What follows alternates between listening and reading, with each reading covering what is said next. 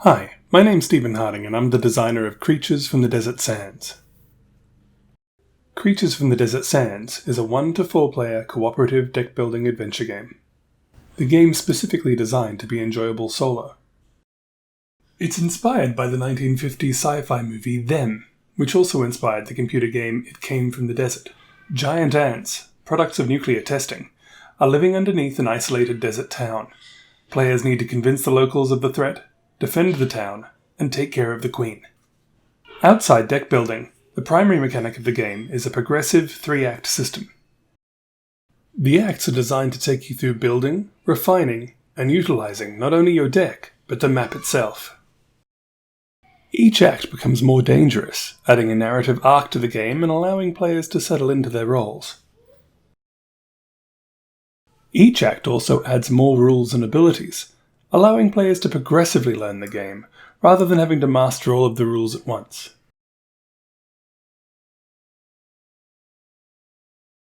To begin Act 1, players create a town filled with 5 locations, and 5 locals who work in them.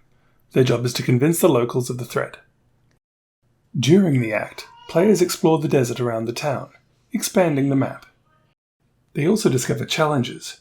Meeting those challenges with your cards gives you upgrades, and evidence you can use to convince the townspeople. Challenges are used in Act 1 instead of combat. They get the players used to reading and using their cards, without needing to deal with the more complex combat rules. Once the player's time is up or all the locals are convinced, Act 2 begins. Act 2 introduces combat, and the chance for players to be knocked out. Players don't have a set number of hit points. When injured, they add injury cards to their deck. If they ever draw enough during their turn to consume all of their action points, they fall unconscious. This means you can build extremely refined decks, but they're glass cannons, high damage but easily knocked out. Or you can have less effective decks with lots of cards to play as a tank and have a smaller chance of being knocked out. The ants begin at the most distant point of the map. The player's job is to stop them from getting to the town. They follow the invasion path shown in black markers. The more powerful cards in the game have an exhaust rule. Once you use them, they can't be used again. The only way to restore them is by moving backwards along the invasion path. This allows you to remove injury cards from your deck as well, but it does allow the ants to advance. You may not move forward. This creates a last stand for the players as the ants invade. Should the ants reach the town, the game is lost. If the players manage to stop enough ants, Act 3 begins. Each tile has a number on the bottom side. The Queen is located on the lowest number tile.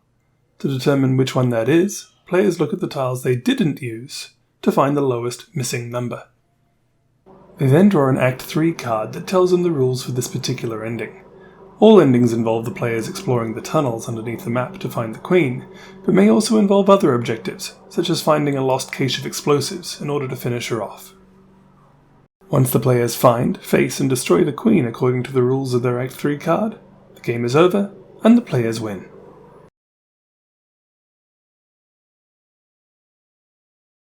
That's a very quick overview of the mechanics of the game. I hope it was interesting, and thanks for watching.